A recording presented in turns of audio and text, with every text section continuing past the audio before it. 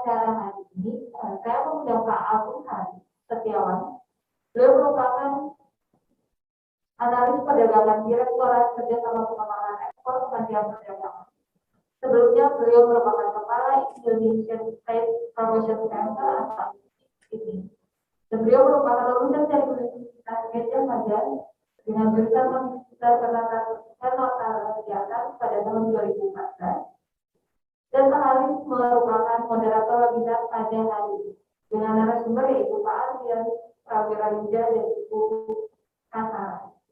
Pak Haris, waktu dan tempat saya persilakan. Silakan Pak.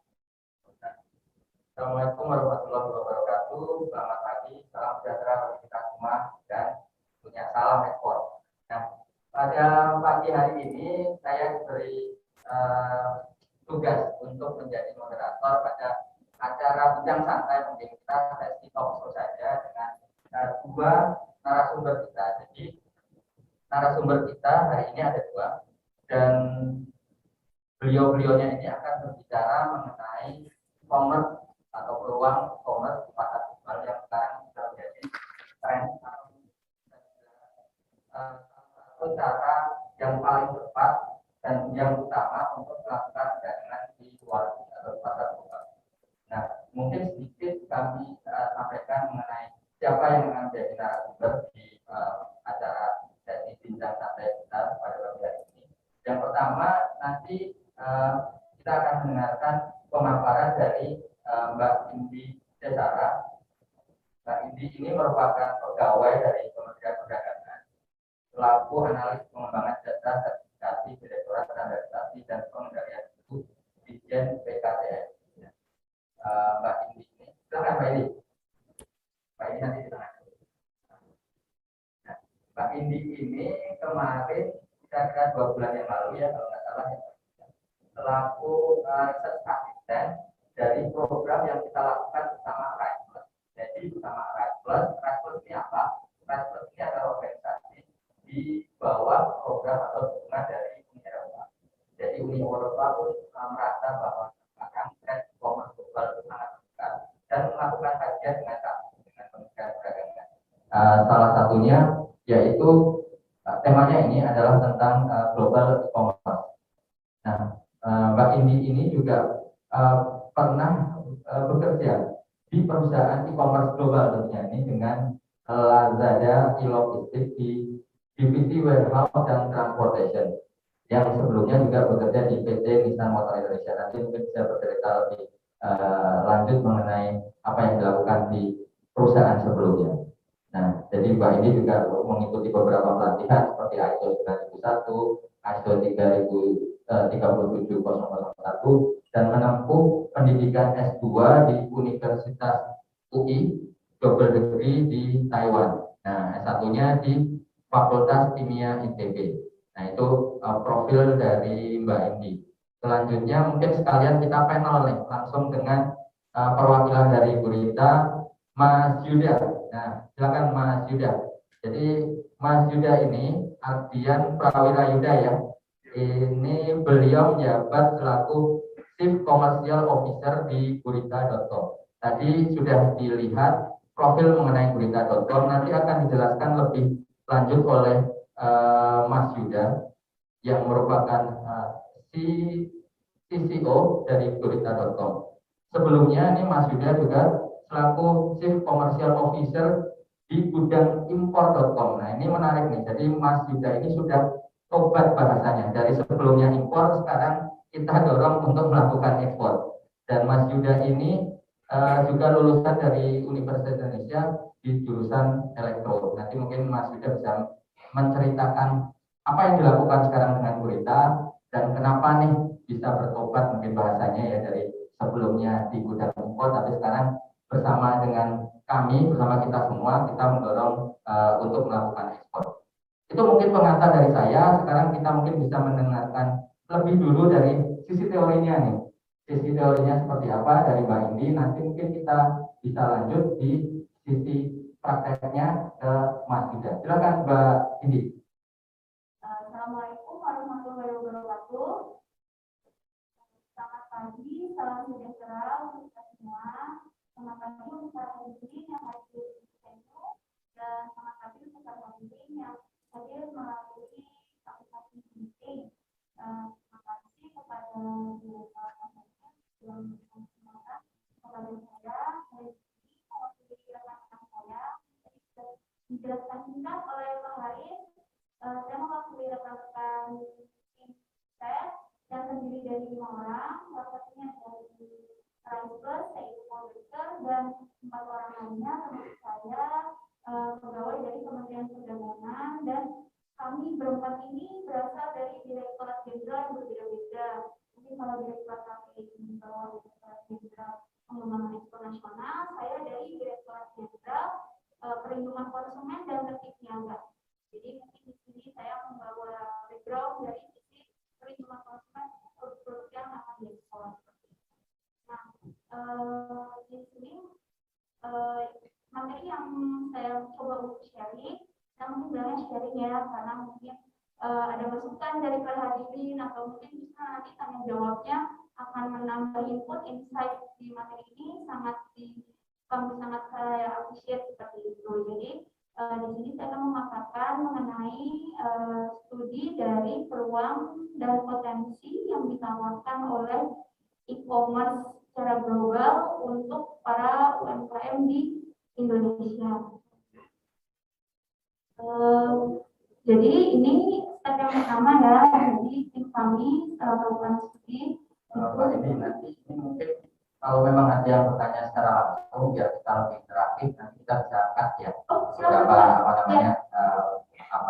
pemaparannya. Jadi mungkin bisa dijelaskan lebih ringkas. Jadi kita nanti akan lebih banyak sesi tanya jawabnya. Baik itu tanya jawab dari saya, dari Mas Yuda, karena ini menarik sekali yang kita lakukan ini. Dan kenapa kita sekarang juga mengajak gurita, karena kita ingin teori yang disampaikan atau yang kita lakukan kemarin risetnya bisa terimplementasi oleh sigurita.com. Jadi mungkin Mbak ini bisa menjelaskan secara singkat, jelas mengenai apa nih produk-produknya, kemudian medianya seperti apa, dan mungkin sedikit bisa ditambahkan mengenai pengalaman yang dahulu nih, karena mungkin Mas Yuda juga baru tahu nih, ternyata sebelumnya di Lazada. Jadi ini mungkin bisa lebih kita diskusi di situ. Silakan, Mbak. Jadi saya menjawab pertanyaan Pak Yuda dulu ya. Berarti ini kalau Pak Yuda bertanya ke saya nanti atau sesinya Pak Yuda saya juga bisa bertanya. Boleh. Ya, jadi mungkin tadi ada pertanyaan dulu ya. Pengalaman kerja waktu di Lazada itu kurang lebih banyak tahun Pak. Itu juga di Lazada di bagian sebenarnya saya di seperti manajemen trainingnya Pak gitu. Jadi di rolling dan waktu itu dapat bagian warehouse transportation dan sempat bulan kalau nggak salah lagi data science-nya gitu. Nah kalau warehouse itu mungkin bisa dibilang Lazada itu e-commerce di Indonesia yang pertama yang memperlakukan sistem kita tuh punya mungkin kalau kita perbandingannya dengan Amazon itu FBA, fulfillment by Amazon. Nah kalau ini fulfillment by Lazada FBL itu bisa dicek sih di webnya waktu itu ada di aplikasinya. Jadi nanti kalau dicek di web nanti jika ada produk yang dia keterangan FBL atau sekarang itu biasanya maksimal itu berarti itu produknya disimpan di gudang kami. Nah sebenarnya apa sih kelebihannya disimpan di gudang itu? Jadi kita sebenarnya para seller itu tidak perlu repot-repot, kan pasti kalau mau mengirim itu di packing, terus ditempel alamat tujuan dan seperti itu. Dan kita pengen itu kita yang e-commerce yang melakukan, terus kita juga kalau misalkan e-commerce yang melakukan kan jadi bisa menggaranti juga kualitasnya itu memang packing itu bagus gitu. Dan juga untuk mengurangi biaya inventory gitu karena Lazada sudah ada gudangnya sendiri, kita memberikan fasilitas itu gitu. Jadi ada hitung-hitungannya kalau untuk mungkin kalau yang SKU-nya di atas berapa jumlahnya itu justru akan mendapatkan profit jika ditaruh barangnya di warehouse. Nah itu tentang warehouse. Kalau transportation kita manage 3PL-nya, kita ada in-house retail sama third-party. Jadi supaya kita lebih interaktif nih Mas Yuda dan Mbak Edi, share file presentasi bisa di-share langsung di kolom chat di Zoom. Jadi biar peserta bisa langsung membacanya. Jadi nanti kalau memang ingin bertanya secara langsung spesifik umpamanya nih mengenai tadi pasar, kenapa kita pilih beberapa produk ini dan kemana saja? Jadi pengalaman Lazada itu seperti ini. Mungkin bisa Mas Yuda sampaikan juga pengalamannya di gudang impor, karena ini menarik sekali nih Mas Yuda mengenai hal ini, khususnya logistik nih. Kalau tadi Lazada itu negara mana? Kalau untuk yang di warehouse itu masih lokal sih Pak. Kalau kita waktu saya masih kerja di situ kita adanya masih impor, jadi yang Alibaba, Pak. Jadi ada keterangan di produknya itu, kalau misalnya produknya dari luar itu di provide-nya by Alibaba gitu. Itu baru kita baru masuk belum. Jadi waktu itu memang benar-benar lagi impor ya, berarti produknya ya masuk ke Indonesia ya, Lazada ya. Iya, masih beberapa produk ya. Jadi mungkin pengalaman Mas Yuda nih di gudang impor, sebenarnya yang dilakukan oleh Lazada itu sekarang memang umum dilakukan oleh para pelaku e-commerce atau marketplace di Indonesia maupun secara global, atau bagaimana nih Mas Yuda? Ya, kalau di gudang impor saya konsepnya agak beda sih Pak. Jadi kalau Lazada mungkin barangnya di stok Indonesia, order kalau dikirim. Kalau kita enggak, kita sama sekali nggak ada stok di gudang impor. Jadi kita benar-benar demand oriented banget. Jadi kalau ada customer Indonesia mau beli barang dari luar, itu baru kita orderin barangnya. Setelah ada permintaan, kita berikan barangnya. Dan kita kalau Lazada mungkin banyaknya dari negara Cina, kita juga beda. Kita marketnya banyaknya produksi dari US, Eropa, gitu. Jadi yang brand-brand yang ternama ya gitu. Jadi kita main di impor. Nah ini mungkin pertanyaan selanjutnya, gudang impor masih ada nggak nih Mas Yuda? Kalau di Instagram masih ada Pak, tapi untuk servisnya nanti kita pakai dulu. Karena memang tahun kemarin karena kita sudah staf gurita, kita harus fokus nih. Jadi arahnya udah bukan impor lagi, kita udah shifting semua ke ekspor seperti itu Pak. Nah, kenapa nih ke ekspor, dan mungkin bisa Mbak Indi jelaskan. Kalau kita lihat kemarin di research-nya, mungkin nanti bisa di-share beberapa slide mengenai pasar di luar negeri atau e-commerce yang di luar negeri itu seperti apa. Jadi Lazada kelihatannya kita tidak masuk ya di situ ya, tetapi ada beberapa hal yang lain seperti Amazon, eBay, itu mungkin bisa dijelaskan spesifik di situ, dan mungkin nanti Mas Yuda bisa menanggapi dari sisi guritanya, kenapa sekarang ke ekspor dan konektivitas gurita dengan platform-platform yang disampaikan oleh Mbak Indi itu seperti apa? Mungkin bisa di-share dulu slide-nya Mbak Indi, khusus yang di-share di... Berarti langsung ke yang kayak kerja. Boleh, betul. Mungkin summary-nya dari riset ini summary-nya. Jadi sebenarnya kalau kita mau jualan itu kan pertama kita mau jualan apa sih produknya. Nah kalau udah tahu produknya mau jualan apa, kita cari negara yang demand untuk mengimpor. Jadi ini kita melihat dari sisi negara tujuan ya. Berarti kan kalau kita mau mengekspor ke negara A, kalau kita point of view dari negara A, demand impor negara A terhadap produk itu yang paling besar di negara mana gitu. Nah ini misalkan kayak ini produknya sudah dikelompokkan jadi high export ya.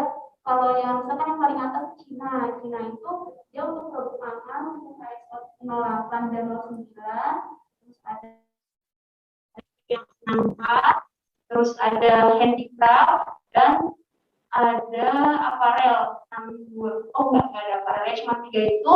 Nah di Cina itu e-commerce apa aja sih? Nah di sini sebenarnya di Cina sih e-commerce banyak, mungkin yang terkenal pun biasanya Alibaba orang mikirnya. Cuma ternyata di sini Alibaba Nah, itu untuk produk tersebut ya. iya, Oke. karena yang tadi saya kalau di riset saya tuh, jadi kita melihat e-commerce yang terkenal bisa dibilang kan kita mesti nyari top 10-nya dulu lah. Nah, top 10 itu dilihat dari net sales, terus popularitas si e-commerce itu di kalangan konsumen dan bayarnya. Jadi kita melihat dari dua sisi, konsumennya banyak yang belanja di situ, bayar juga cukup banyak yang belanja di situ. Gitu. Karena kalau banyak bayar berarti kan ini terpercaya terus mudah gitu, karena kalau mau masuk ke e-commerce-nya aja susah kan juga baik apa seller mikir-mikir gitu. Jadi kita lihat sales, popularitas, dan ini kategori produk. Mungkin ada yang e-commerce yang dia global gitu, banyak mungkin ya Lazada, Tokopedia, Shopee yang di Indonesia ya contohnya, itu semua kategori produk bisa dijual di situ. Tapi ada beberapa e-commerce yang cuma produk tertentu, misalnya kalau lokal kayak Sosiola dia kan hanya produk kecantikan dan kesehatan. Nah itu juga kita treatment yang sama untuk penentuan e-commerce di luar negeri itu gitu. Jadi misalkan ternyata Alibaba memang banyak, tapi mungkin dari segi kemudahan masuk apa itu nggak tersaring di sini. Nah jadi misal kayak Tmall itu untuk produk pangan, tadi yang harus 0,9 sama footwear, lalu ada jadi untuk dia handicraft, terus ada VIP.com itu untuk handicraft, itu untuk tadi handicraft pangan dan footwear, dan sama paula.com juga untuk 3 produk itu itu sih Pak. Jadi mungkin nih bagi yang nggak tahu nih, ini kan ada HS kode-kode, mungkin beberapa UKM nggak tahu ini angka apa ini, mungkin bisa dijelaskan di slide sebelumnya. Tadi kan ada nih, kenapa kita tentukan di HS ini apa? HS itu harmonized system. Jadi kalau kita melakukan ekspor impor, khususnya ekspor, kita harus paham apa itu HS code, karena setiap produk di seluruh dunia itu ada kodenya, itu bahasanya sama. Jadi kalau kita ngomong bahasa Indonesia, orang China nggak tahu, orang Amerika nggak tahu, tapi dengan HS code ini jelas. Jadi mungkin Mbak Indi bisa jelaskan HS code ini apa saja, dan kenapa kita pilih beberapa produk ini, Mbak Indi, silakan. Iya, benar tadi kata Pak Haris, HS code ini untuk harmonis produk untuk impor dan ekspor ya. Jadi misalkan ada yang masukin dari Indonesia itu ngecek spesifikasi produknya itu sesuai juga dengan HS code. Jadi jangan mau mentah-mentah kita impor produk atau ekspor produk kita bilang oh ini kacang gitu, kacang apa gitu. Nah ini ada yang HS code misalkan HS08 itu untuk edible food dan nut. Jadi 0809 ini untuk produk pangan, foodstuff, dan HS09 untuk kopi, teh, dan rempah-rempah. Lalu 4202 untuk handicraft, untuk kerajinan tangan. Ini biasanya kayak tas, koper yang handmade itu, dan 62 ini untuk aparel, fashion, aksesoris, baju. 64 untuk alas kaki, footwear seperti sepatu, sendal, dan umumnya yang handmade juga. Dan HS94 ini untuk furniture, jadi yang home decor, pajangan, sofa, wooden, jadi furnitur yang final ini masuknya ke 94. Ya, jadi bagi rekan-rekan mungkin UKM nih yang mungkin belum tahu HS code apa, memang kita harus pelajari ini, khususnya kalau kita mau melakukan ekspor. Jadi yang dilakukan Mbak ini memang base teorinya, risetnya berdasarkan HS code. Mungkin Mas Yuda nih bisa menjelaskan lebih lanjut, karena saya tadi melihat presentasinya ini lebih ke prakteknya ya Mas Yuda ya. Apakah di Mas Yuda ini tahu juga atau mengetahui terkait jenis-jenis HS code ini Mas Yuda? Ya, jadi kalau secara umum kita kan jalur e-commerce ini kita secara umum nggak pakai HS code pengirimannya, tapi kita bisa mempelajari regulasinya dari HS code ini. Jadi apakah ini termasuk HS code yang dilarang impor di sana, apa ada pembatasan, itu kita pelajari dari HS code-nya memang. Tapi kalau secara umum kita nggak pakai. Sebagai contoh bisa dikasih tahu nih Mas Yuda, tadi sepakat ya bahwa HS code itu penting karena kita untuk tahu regulasi dasarnya di situ. Di Indonesia pun kalau kita mau keluar dari bea cukai pasti ditanyain HS code-nya berapa, pajak yang berlaku bagaimana. Di luar negeri pun juga seperti itu, supaya kita mengetahui regulasi yang berlaku di negara setempat, tentu kita lihat di HS Code-nya. Tapi khusus yang dilakukan oleh Burita nih, Mas Yuda, bisa disampaikan dasarnya apa awalnya untuk kita tahu nih potensi ekspornya di luar itu seperti apa? Ya, kami punya apa namanya strategi sendiri buat develop produk di luar. Jadi kita untuk tahu potensi itu kita sebutnya punya step namanya market testing gitu. Jadi market testing ini memang kita benar-benar cari tahu dari sisi bayarnya sendiri. Jadi bayarnya ini yang kita approach, yang kita dapat, ini mereka pengennya apa sih? Jadi ini benar-benar kita komunikasi secara intens ya. Misalkan kita cari di US, ini ada komunitas diaspora yang sudah apa namanya connect dengan kita gitu. Nah, dengan komunitas diaspora ini kita cara market testingnya adalah bisa dengan kita kirim sampel, kita tanya di sana lagi mau produk apa, lagi tren produk apa, itu seperti itu caranya Pak. Jadi memang kita benar-benar tes dari bayarnya sendiri nih, kebutuhannya apa, ini apa, demandnya apa di sana. Lalu kita provide, kita cari di sini di Indonesia produknya siapa yang punya brandnya, kita kirimkan seperti itu cara kerjanya. Berarti tadi paling banyaknya produk kalau di Burita produk makanan minuman ya. Betul ya. Mungkin Mbak ini bisa lihat nih produk makanan minuman yang dilakukan research kita. Lebih banyak di mana nih kalau berdasarkan HS Code berarti ini kalau berdasarkan HS Code.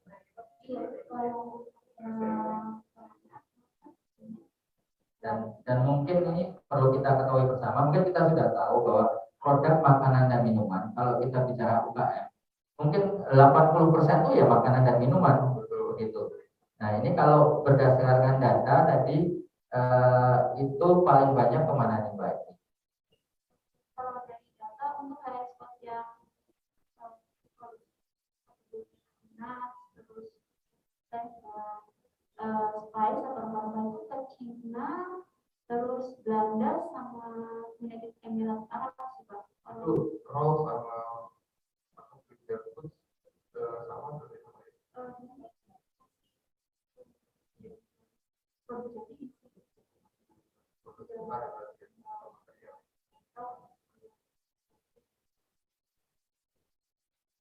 kalau di Burita sendiri sebenarnya yang paling banyak transaksinya itu untuk makanan yang sudah jadi yang sudah dimakan, food, snack, itu masuk kategori ekspornya berarti takut negaranya mana gitu yang paling potensial. Itu can food gitu ya Termasuk ya. Sebenarnya juga nggak hafal kan banyak kayak terus ini kan juga dia kayak itu kan sebenarnya dia bisa sampai 8 digit, dia lebih detail lagi nanti 8 digit, sedangkan kita ini baru buat 8 digit. Jadi kalau untuk nomornya ya gitu. Nah baru nanti jika kita sudah menemukan mencocokkan menjual produk ini memastikan produk kemasan palingan dan mungkin nanti ada spesifikasinya lagi produk palingannya itu yang seperti apa gitu yang spesifik karena makanan itu macam-macam ya Mas ya gitu. Mungkin apakah dia bahan dasarnya ikan atau apa biasanya kan suka dibedain berarti kayak ekspor antara ikan aquarel yang palingan sama daging palingan itu beda gitu. Nanti kita baru nanti kita bisa search gitu di webnya di TradeMap itu untuk ikut untuk HS Code yang sudah penanganan produk jadi kalangan itu demand impor terbesar itu di negara mana gitu. Kalau sekarang kan berita di Amerika yang mungkin karena ada kerjasama karena tadi dia yang banyak ya di sana gitu. Dia studi data memang disampaikan Pak ini tadi betul. Jadi yang dilakukan ini masih secara umum sekali nih Mas Yuda. Jadi HS Code itu sampai dengan 99 yang 2 digit. Tapi kalau kita mau bicara spesifik, ini tadi contoh HS 08 atau 09 lah. 09 itu tadi kopi, teh dan yang lain-lain. Nah, kopi yang bentuknya raw atau bentuknya dikemas itu nanti ada turunannya akan beda lagi. Khusus yang kopi yang mungkin salah satu yang mendekati lah, kalau saya lihat dari hasil riset ini itu kalau nggak salah 09, 01 atau 01, mungkin seperti itu, ada 6 digitnya atau 8 digitnya yang lebih detail. Nah itu memang perlu kita lakukan riset lebih dalam. Yang dilakukan Mbak Indi ini adalah secara global, kita mengetahui, sekarang kita tahu nih untuk pasar dengan HS code yang cukup umum tadi, itu marketplace-nya apa dan ke negara mana. Tadi yang menarik juga, kita mencoba menggabungkan dengan yang dilakukan oleh Bu Rita dan berdasarkan risetnya ini. Kalau kita bicara Amazon nih, ini kebetulan ada yang bertanya di kolom chat. Pertanyaannya sebenarnya seperti ini. Ini dari Cipto Yoso, CV Timandala Makmur, Sejahtera. Produk saya adalah keripik dari olahan ikan dan udang dengan HS 0305. Apakah produk ini memiliki prospek yang baik untuk dipasarkan di Amazon dan Alibaba? Nah, ini mungkin kepada Pak Cipto Yoso ya ini ya. Kebetulan memang tidak masuk di dalam studi kita, secara umum tidak masuk. Tetapi mungkin Mbak Indi bisa menjelaskan terkait Amazon dan Alibabanya. Ini kalau produk kita ini, apapun produk kita ini, kenapa sih kita harus memilih ke pasar global, dan apakah dua pilihan marketplace global ini, Amazon dan Alibaba ini tepat? Bagaimana Mbak Indi? Terima kasih Pak Yoso. Ini tadi produknya kritik olahan dan kalau kategorinya produk olahan, jadi dan kemasan dan bentuknya sudah kering gitu ya Pak ya. Ini dalam juga ada spotnya. Untuk Amazon dan Alibaba mungkin untuk itu kita ada menentukan dulu mau di ekspornya ke negara yang mana, karena walaupun Amazon dan Alibaba ini sudah global e-commerce, tapi mereka ini di beberapa negara itu sudah ada Amazonnya tersendiri gitu, kayak ya tadi misalkan kalau di Cina ada JD.com, di Indonesia JDID. Nah kalau misalkan Amazon ini misalkan kayak Jepang dia sudah Amazon.jp, terus di Eropa di Eropa itu dia dibaginya ada .uk untuk Inggris, Jerman, Belanda, Polandia, itu yang saya ingat. Nah itu mungkin nanti untuk Pak Cipto Yoso coba temukan dulu Bapak merasa demand masukannya yang terbesar di negara itu, baru dicek Amazonnya apakah memakai Amazon global atau negara tersebut gitu, karena kalau udah ada negara tersebut harus pakai yang di situ gitu. Dan kalau udah ada Amazon yang spesifik untuk di negara itu nanti harus dicek juga untuk bahasanya gitu. Cuman yang saya ingat kalau Amazon dia sudah, walaupun dia spesifik untuk negara itu sampai Jerman gitu ya, kan pasti in Deutsch gitu di bahasa Jerman. Cuman dia udah ada translatornya gitu. Jadi ketika nanti kita Toyoso selaku, berarti kan selaku seller di e-commerce itu, ketika seller registrasi dulu itu dimudahkan dengan adanya translator itu, karena nggak full nanti bahasa Jermannya bisa ditranslate ke bahasa Inggris seperti itu. Nah Amazon ini untuk kategori produknya dia cukup luas, yang punya banyak, ada baju ada, semuanya ada gitu. Nah berarti nanti tinggal, kenapa tadi saya juga bilang ke Pak Cipto menentukan negaranya, kita lihat juga apakah di negara itu Amazon itu termasuk top 3 atau top 5 e-commerce di negara itu. Walaupun kita tahu Amazon itu e-commerce yang global, bagus di dunia, tapi di negara itu belum tentu gitu. Jadi misal kayak di mana ya yang ini nggak ada Amazonnya, misalnya di Korea tuh ternyata bukan bukan Amazon untuk produk handicraft gitu. Nanti dia Bapak juga produknya panganan kering gitu. Mungkin apakah nanti di negara itu panganan termasuk yang top 3 top 5-nya lah gitu.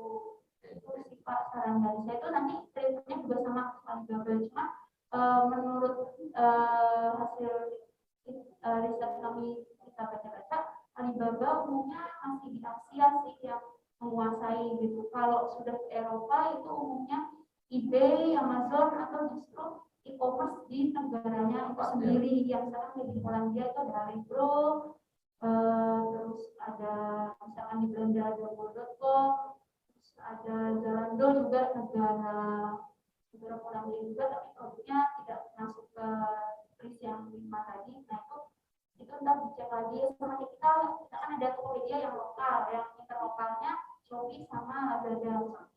Ya, oke. Makasih Mbak ini. Jadi Pak Cipto Yoso ini sebenarnya sudah lebih advance ya, karena sudah tahu high code-nya, dan high code-nya pun lebih spesifik nih 4 digit. Mungkin beliau juga tahu yang 6 digit atau 8 digitnya. Tapi mungkin tambahan bagi Pak Cipto Yoso, perlu dilakukan riset lebih dahulu supaya kita tahu background-nya. Jadi kenapa di sini kita juga undang Pak Indi? Secara teori kita tahu nih, tetapi kita di sini juga mengundang Mas Yuda. Jadi ada shortcut-nya sebetulnya di sini yang disampaikan oleh Mas Yuda. Mungkin Mas Yuda bisa sampaikan nih, khusus produk-produk ini apakah ada yang dilakukan Gurita untuk hal ini, dan kira-kira shortcut-nya. Kadang-kadang kalau kita bicara UKM ya bicara teori itu mungkin nanti ya, tapi kembali lagi kami tekankan teori harus tahu, jangan sampai kita tahu shortcut, tetapi kalau kita nggak tahu teori jangan sampai kita tercebur di situ atau jatuh di situ. Mungkin Mas Yuda bisa menjelaskan lebih detail mengenai triksnya mungkin ya, silakan. Mungkin ini sharing dikit ya, untuk yang Amazon terutama. Kalau Alibaba jujur saya belum pernah lakukan.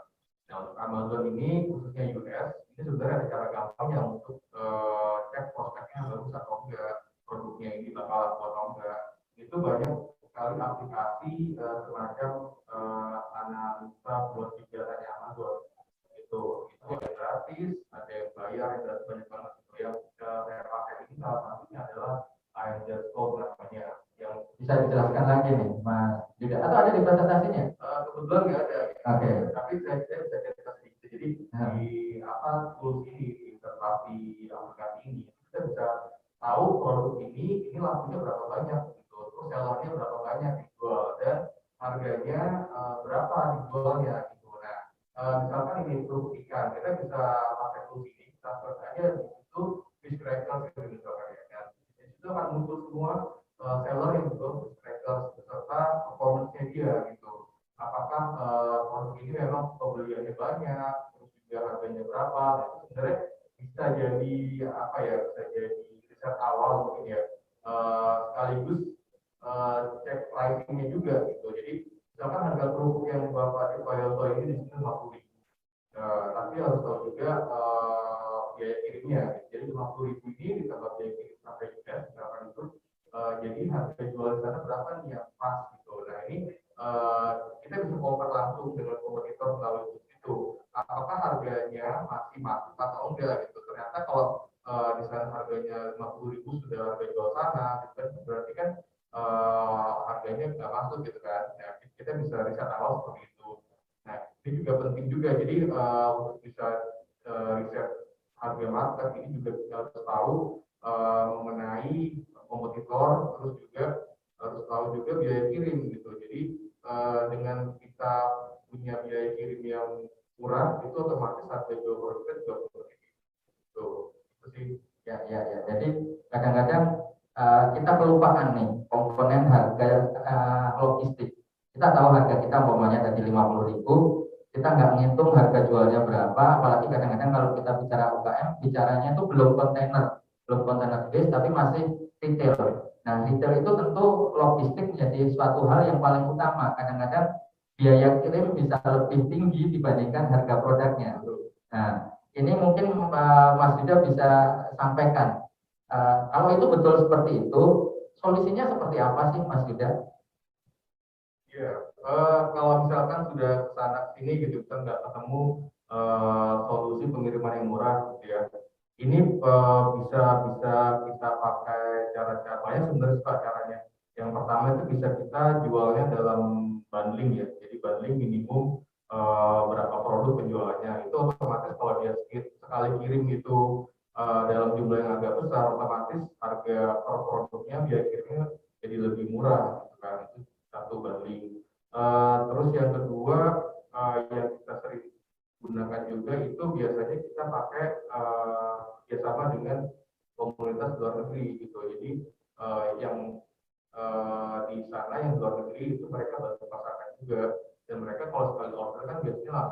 skalanya besar tuh, jadi otomatis bisa menghemat biaya kirimnya.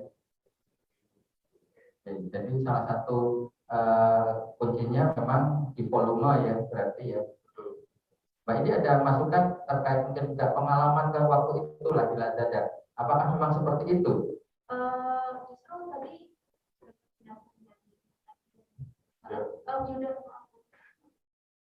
saya jadi kepikiran untuk yang tadi bundling ya, yang masalah kontainer. Kan tadi kalau di slide saya misalkan bisa, tadi kan US ya, kalau tadi dari tabel saya misalkan yang ke Cina nih, misalkan tadi ke Cina itu produk yang demandnya cukup besar untuk diekspor untuk e-commerce ini, tadi kan ada food, terus footwear sama handicraft. Nah itu mungkin apakah jika tim Gurita itu tahu mungkin perlu ada, ternyata di US itu selain makanan ada demand lain yang besar, misalkan kayak tadi handicraft gitu. Apakah kalau misalkan menggabungkan UMKM, produk UMKM, misalkan saya handicraft gitu, jadi digabungkan makanan selain yang lain makanan iya, gitu ya ya. misalkan Haris mau ekspor makanan ke US pakai Gurita, aduh mahal kan kalau cuma pangan aja. Misalkan Haris udah ajak temennya tapi sama pangan juga, tapi belum memadai, kontainernya masih bisa saya masukin barang handicraft, ternyata misal dari hasil tadi kan pasti kata Mas yang riset dulu ke pasar US-nya ya, diaspora di sana. Berarti handicraft juga demandnya bagus, gimana kalau dikirim barang tapi kan bisa sharing biaya ongkos gitu, kalau kayak itu gimana? Bisa nggak itu Mas Ida? Iya, secara teori bisa ya. Iya. Cuma Secara praktek ya, kalau secara praktek kan kita harus tahu demandnya ada atau enggak nih, kayak handicraft di sana kan. Mungkin segmennya agak beda, orang yang pengen beli makanan kan pasti orang-orang lapar gitu kan, sama orang yang peduli banget sama fashion gitu, dia pengen beli handicraft atau beli aparel dari Indonesia gitu kan. Dan mungkin agak beda segmennya, tapi kalau secara teori untuk menghemat biaya kirim betul bisa kita jadikan satu gitu kan, karena volumenya jadi bertambah lebih murah. Jadi prinsipnya pengiriman itu memungkinkan ya di combine begitu. Nah mungkin ini juga ada pertanyaan selanjutnya, karena kembali lagi UKM itu, kalau bicara UKM ya sebagian besar memang makanan. Jadi pertanyaan-pertanyaan di sini lebih banyaknya di produk-produk makanan. Ini ada satu pertanyaan yang cukup menarik dan solusinya mungkin berbeda-beda nih. Ini ditanyakan mengenai produk makanan dari UKM Indonesia yang menghadapi hambatan teknis perdagangan berupa standar kualitas produk di pasar Eropa. Ini jawabannya mungkin kalau dari kami ada beberapa hal. Secara teknis, Mbak ini mungkin balai sertifikasi. Beliau bisa menyampaikan bagaimana sih sertifikat di suatu negara itu diberlakukan. Nah, mungkin tadi saya sudah tahu Mas Yuda akan menjawabnya seperti apa. Mungkin bisa menjawab triksnya ya seperti apa. Mungkin secara teori dulu Mbak Indi, terkait sertifikasi ini bagaimana? Iya Pak, jadi kalau untuk regulasi makanan ya, kalau dunia itu dia standarnya dari FDA kan ya gitu. Apa namanya, terakhir saya pernah sih beberapa kali, 2 kali tentang aturan FDA ini gitu. Jadi sebenarnya itu akhir tahun lalu kalau nggak salah, dan biasanya kalau aturan pembahasan aturan ini nggak bisa langsung jadi sekitar 2 tahun itu, nah cuman itu akan dibahas. Jadi nanti itu standarnya, tapi ini waktu itu untuk ASEAN sih Pak, jadi kayak standarnya itu mau disamakan gitu. Jadi misalkan jadi nanti ada aturan tertulisnya, asal ini sudah terpenuhi nanti bisa masuk ke negara tersebut gitu. Dan emang dan tetap perlu mengecek regulasi di sana juga, karena tergantung jenis makanannya juga. Kalau misal dia produk belum jadi, setengah jadi atau raw, itu biasanya kalau di Indonesia ya, jadi yang impor masuk Indonesia itu nanti dia ada karantina dulu. Kalau dia produk peternakan berarti dikarantina sama Kementerian Pertanian. Kalau dia produk ikan air laut berarti sama Kementerian Kelautan gitu. Nah jadi hambatannya ya mungkin itu hambatan ya, karena tidak tiap negara berbeda-beda regulasinya, dan tapi secara standar umum biasanya kalau di luar Indonesia itu untuk produk pangan karena ini diekspor ya, apalagi kalau yang dia sudah ada proses produksinya, itu biasanya mereka pengen yang produsen atau pabriknya itu sudah berstandar HACCP gitu ya.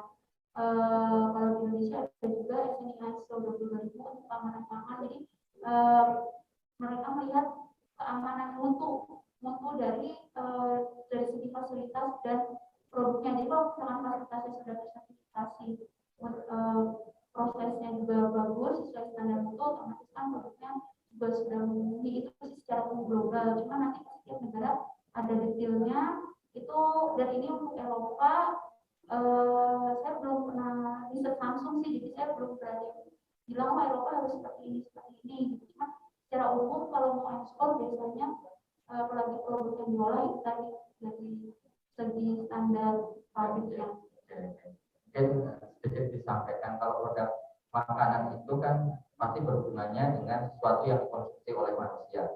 Tiap negara punya peraturan yang berbeda-beda, tetapi prinsipnya satu, pasti untuk kesehatan manusia. Jangan sampai makanan itu nanti ketika dimakan itu bikin ada alergi lah atau mungkin hal-hal yang lain. Nah, khusus Direktorat Jenderalnya Mbak Indi ini kan perlindungan konsumen dan tertib niaga ya. Jadi memang utamanya ini untuk bagaimana supaya pemerintah ini hadir untuk melindungi si konsumen. Jadi tentunya ada beberapa peraturan yang khusus makanan itu memang dilihat lebih detail. Nah, tetapi di luar negeri pun mungkin ada direktorat atau mungkin badan setempat yang melakukan hal yang serupa. Jadi bahwa ketika kita mau masuk ke Australia, itu ada peraturan di sana yang kita untuk produk makanan itu seperti apa. Tetapi Mas Yuda mungkin bisa menyampaikan nih, kira-kira hal yang seperti ini apakah ada dalam tanda kutip solusi ya mungkin ya Mas Yuda ya, mungkin bisa dijelaskan mengenai apa yang sudah dilakukan oleh Bu Rita, oleh timnya Mas Yuda, khususnya mungkin selama beberapa tahun ini. Mungkin nanti bisa di-share beberapa slide-nya. Kalau saya lihat tadi kan yang dilakukan Mbak ini kan base-nya ini memang dari Redmap ya, Mbak ini ya, dari Nasdaq. Keywords-nya itu angka, Mas Yuda. Kalau nggak salah Mas Yuda tadi sampaikan, keywords-nya itu berarti kata ya Mas Yuda ya, kata yang di mungkin yang maksud tadi crackers atau apa seperti itu. Nah itu ada produk, jadi ada dua hal yang berbeda nih di sini. Nah tapi satu khusus yang buat UKM, tentu mereka bagaimana caranya supaya produk itu laku. Nah kira-kira untuk mencapai tahapan itu setelah kita tahu secara teori, kira-kira bagaimana nih Mas Yuda? Jadi ini sertifikasi Pak ya. Jadi sertifikasi ini berdasarkan setiap negara beda-beda, aturan beda-beda. Tapi secara umum sebenarnya ini ada dua hal dua jenis regulasi di semua negara sama. Jadi ada regulasi untuk barang itu masuk dan regulasi untuk barang itu diedarkan. Jadi dua hal ini memang dua-duanya diatur regulasinya, tapi untuk yang sekedar masuk, maksudnya di barang yang nggak diedarkan, ini regulasinya jauh lebih ringan. Gitu. Jadi istilahnya ini pengirimannya untuk non komersial.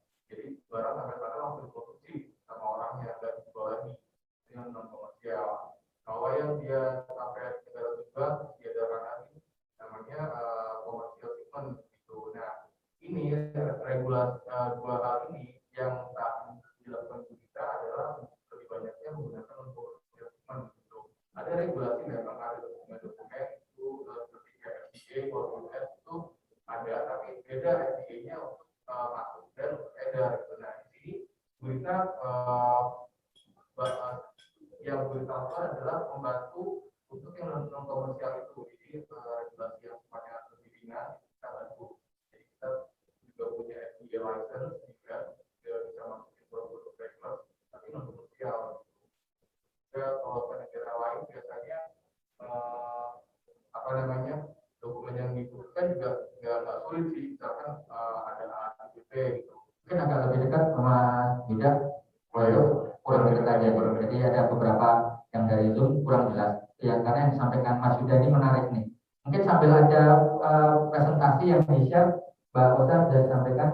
Jadi mungkin sedikit tambahan nanti koreksi ya Mas Yuda yang disampaikan Mas Yuda yang mungkin yang dilakukan pertanyaan ini standar bagaimana di negara itu sulit itu pasti standar edar kalau nggak salah ya itu standar edar tetapi ada hal yang bisa dilakukan oleh UKM dalam rangka mencapai ke apa namanya posisi tersebut tahapan tersebut itu dilakukan oleh kita ini. Jadi kita mencoba di sini sesi ini bukan sesi hanya teori saja, kita ingin mencoba melihat di prakteknya.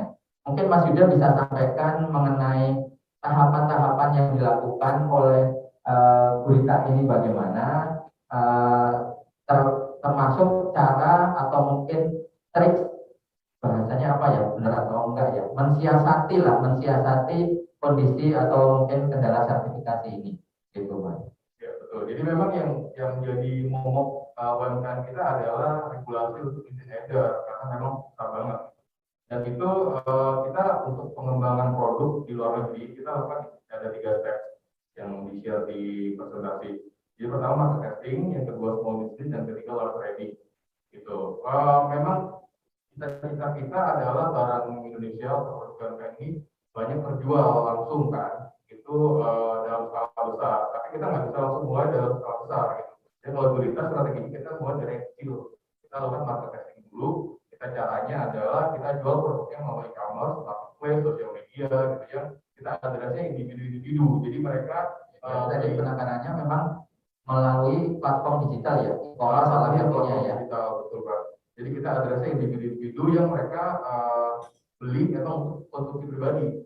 Itu yang di market testing. Jadi kita di sini dapat di step nomor 1 ini selain kita dapat feedback untuk produknya apakah ini kalau makanan terutama makanan ya ini concern banget sama yang namanya rasa gitu. Jadi makanan ini kalau misalkan udah rasanya nggak enak itu pasti udah nggak akan laku lah gitu. Tapi kalau rasanya udah enak itu ya kemasan bisa nomor 2 gitu. Jadi di market testing ini kita dapat feedback dari buyer langsung. Terus kita juga selain dapat feedback kita tahu market price-nya di sini.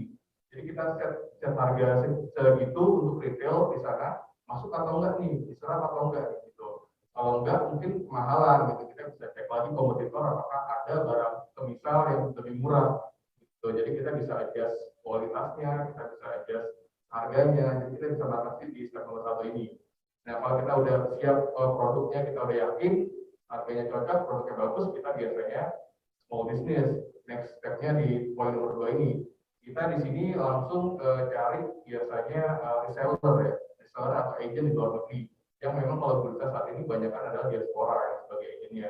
Jadi kita cari komunitas luar negeri, komunitas diaspora misalkan, kita cari 1 orang sebagai leadernya gitu. Dan leader ini kita tawarin secara khusus nih.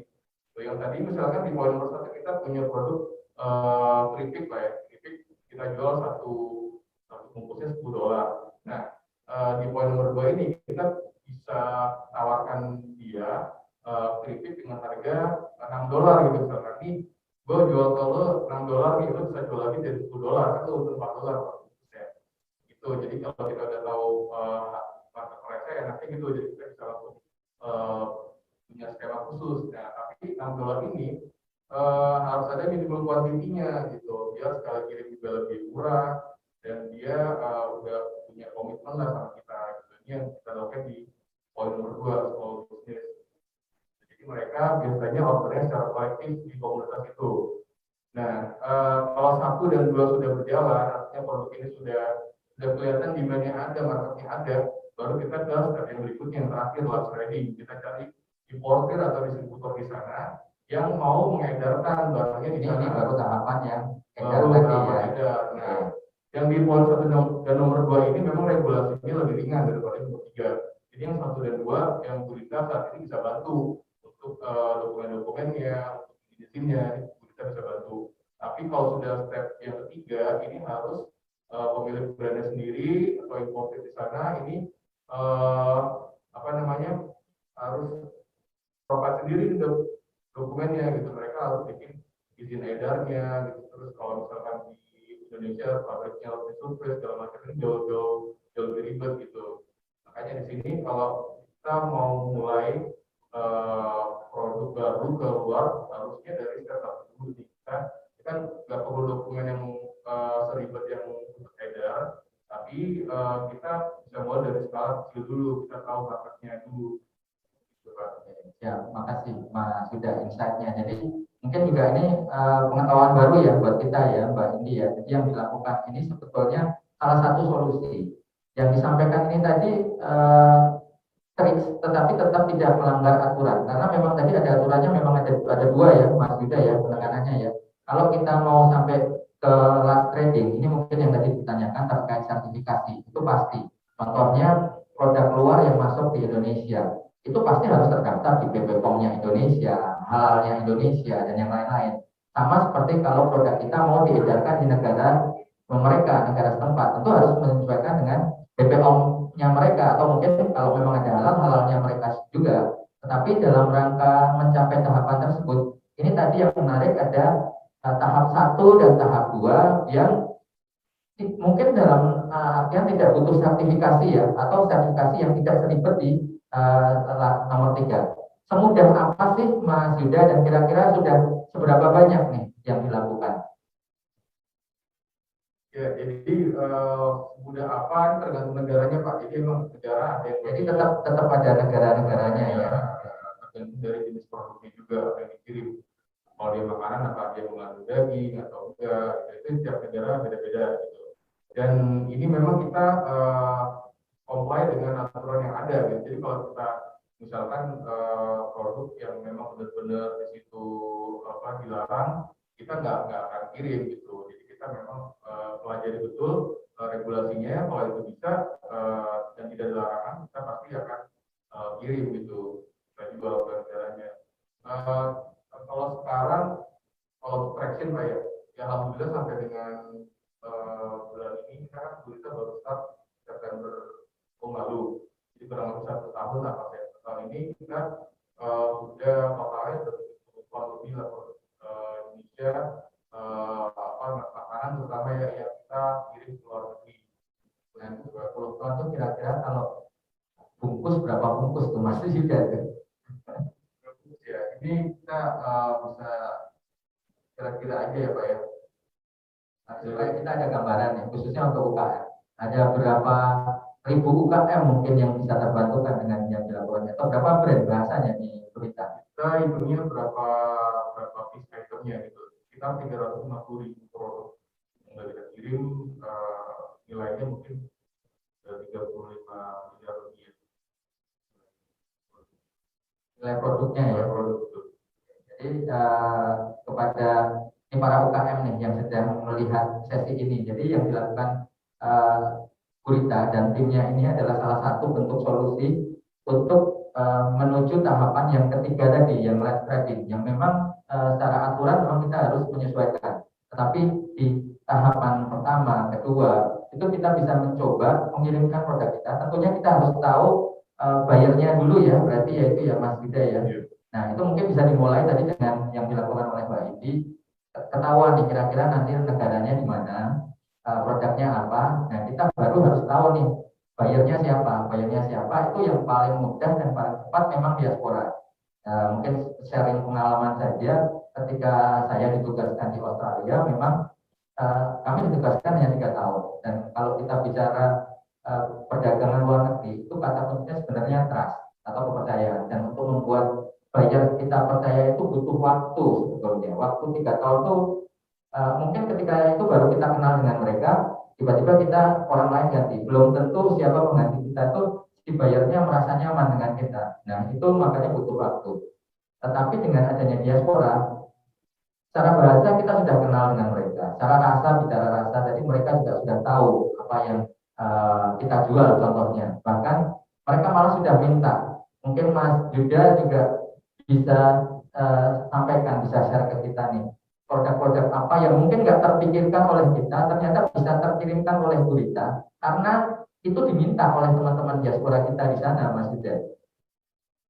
Apa nih contohnya nih kira-kira? Iya, contohnya memang ini juga Pak ya, apa namanya, kita lihat ada trennya juga ya di sana ya, dalam negeri yang kita sendiri juga istilahnya di sini nggak apa ya, kaget juga ternyata barang ini laku loh gitu. Misalkan kayak bulan-bulan lalu ini yang yang lagi ngetren di sana bakmi gitu Pak, itu penjualan bakmi itu laku keras gitu, keluar negeri ke US, ke Aussie gitu.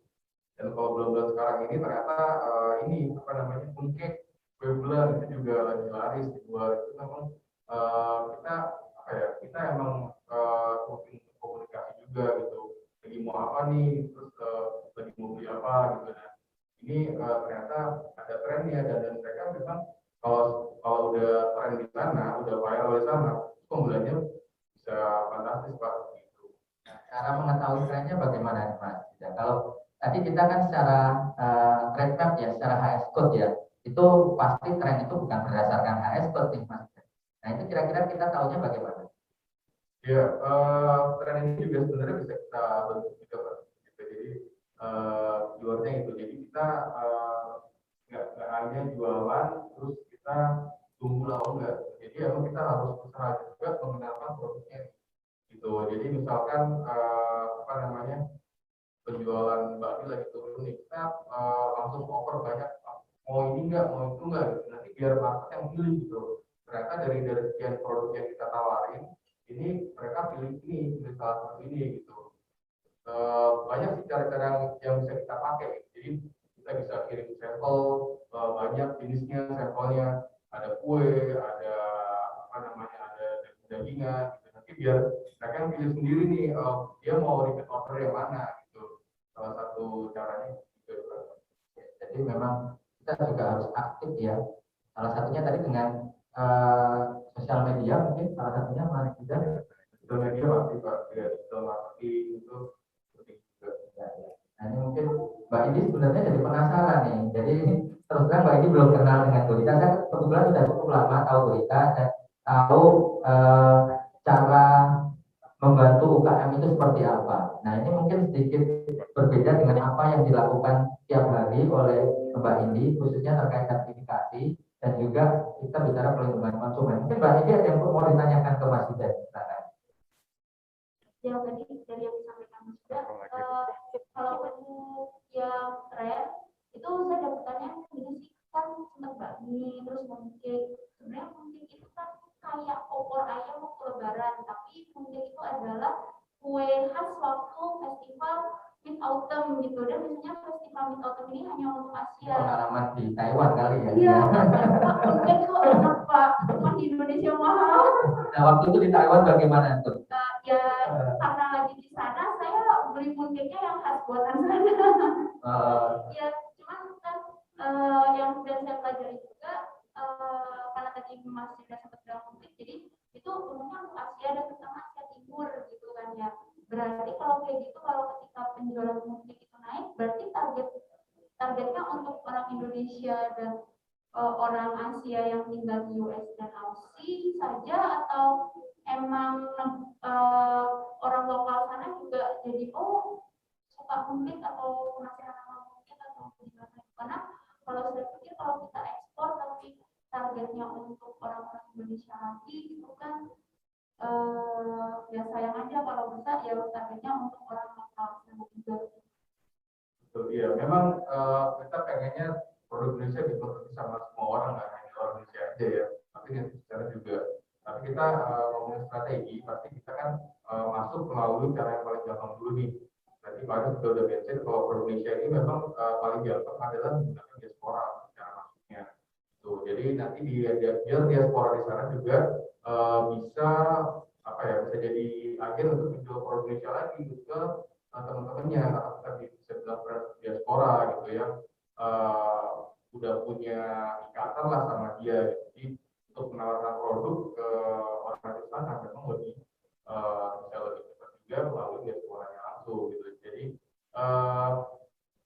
karena ini juga sih dari beberapa buyer kita diaspora ini, mereka juga punya teman-teman yang di sana yang juga konsumsi yang suka ternyata gitu. Walaupun pembeliannya nggak banyak, tapi ya ada aja gitu ya. Kita bisa mulai dari situ sih. Jadi targetnya ya orang kita di sana, baru nanti ke teman-temannya terutama untuk lokal citizen di sana gitu. Terus satu lagi, kalau saya tadi penasaran kan, kalau kan berita ini ke US dan Rusia, di sana itu apakah ada regulasi misalkan yang mau ekspor ke sana itu harus membuat teks gitu, kayak misalkan kayak kemarin kita riset itu, misalkan kalau kita mau jualan di e-commerce di Eropa, walaupun di e-commerce, si seller ini harus membuat dokumen untuk teks di Eropanya itu yang VAT itu. Nah, sedangkan tadi Mas sudah sempat explain kan ada step-stepnya yang masih small business sama baru yang siap edar, yang lebih ribet itu kan yang siap edar. Nah, ketika hanya sampai small business itu, apakah si seller-seller UMKM ini harus membuat teks itu, dokumen teks itu, atau gimana? Mungkin sedikit tambahkan Mas. Jadi yang disampaikan Mbak Indi itu memang kemarin kita melakukan riset untuk masuk ke marketplace ini tadi ada beberapa persyaratan ya Mbak Indi ya. Jadi persyaratan itu ada salah satunya, ini nggak tahu, saya kurang paham yang marketplace yang mana, bahwa si seller itu atau si UKM itulah, kalau kita bicara bahasa UKM ya, itu harus terdaftar di negara tersebut kalau nggak salah ya, dan harus ini terkait teks ya Mbak Indi ya. Nah, setahu saya Gurita juga link juga di beberapa platform global juga. Nah, apakah yang ditanyakan Mbak Indi itu betul seperti itu, dan kira-kira bagaimana perlakuannya di Gurita, Mas? Ya, jadi kita memang punya solusi juga, Mas, enabler namanya. Kita sebenarnya tujuannya ini, kita bantu UKM ini biar kalau dia mau listing di marketplace internasional, mereka nggak perlu repot-repot untuk buka akun masing-masing gitu kan.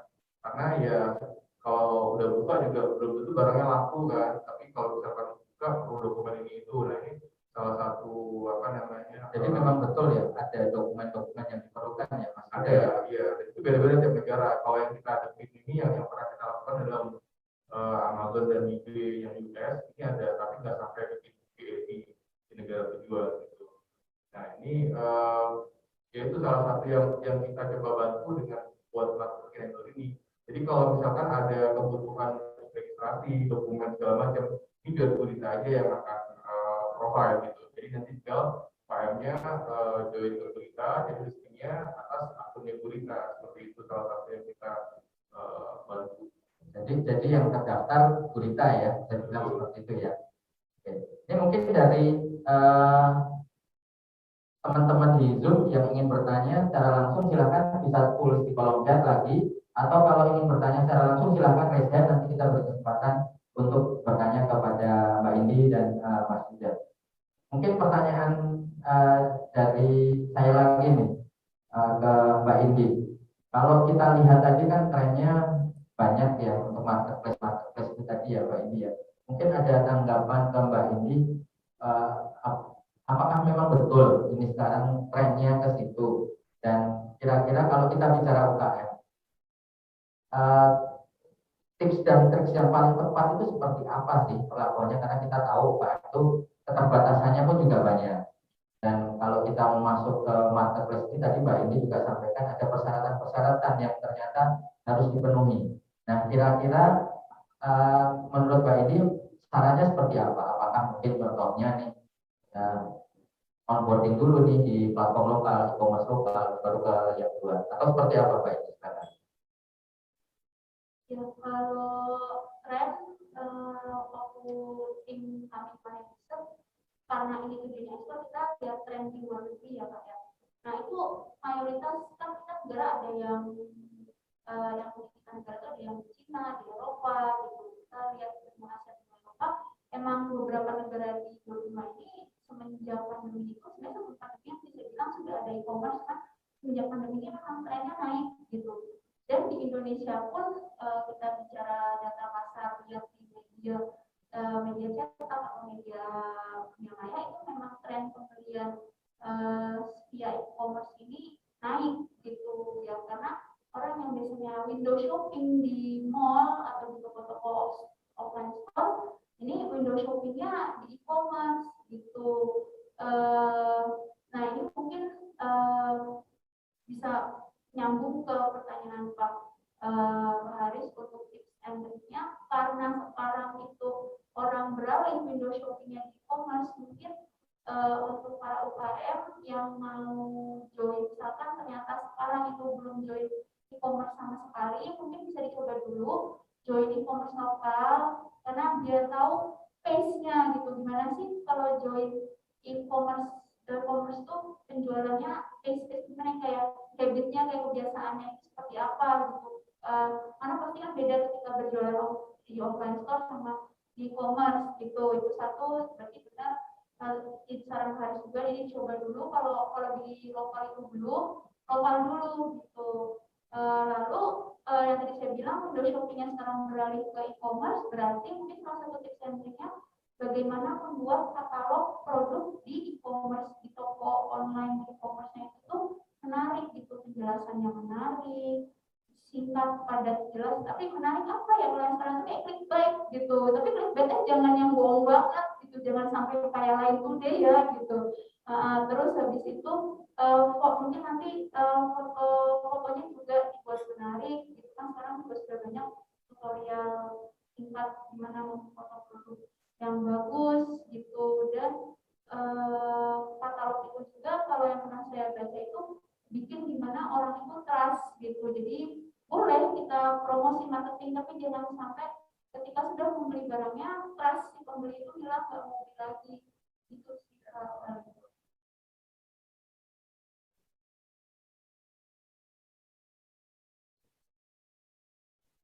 Ya, jadi betul yang disampaikan Mbak Indi.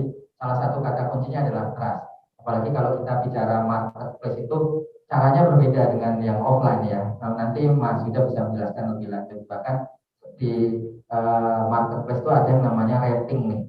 Nanti kalau bintangnya jelek, ya tokonya nggak akan laku gitu. Mungkin Mas Yuda bisa sharing pengalamannya, dan apakah memang betul yang disampaikan ini tadi bahwa sekarang kalau kita mau masuk ke marketplace global, trialnya atau awalannya kita bisa mulai di marketplace lokal dulu, Mas Yuda.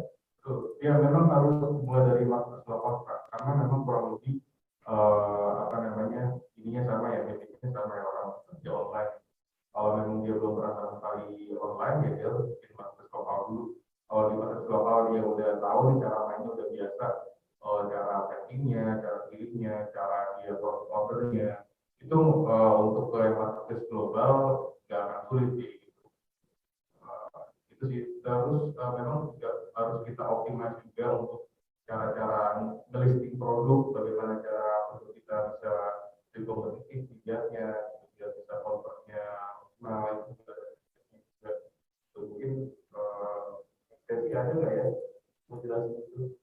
Nanti itu mungkin di next sesi, Mas Yuda. Jadi terlalu detail, tapi memang betul yang disampaikan Mas Yuda dan Mbak Indi.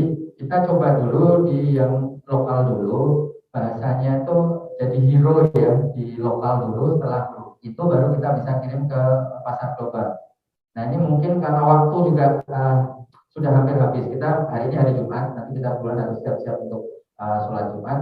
Mungkin ada semacam closing statement dari Mbak Indi dan mungkin nanti oleh Mas Yuda, khususnya terkait tema kita pada kali ini, yaitu connect business to global e-commerce, dan utamanya lagi nih penyemangat kepada para pelaku usaha dan tentunya UKM, bagaimana mereka bisa untuk mau dan akhirnya bisa masuk onboarding di platform global. Silakan Mbak Indi.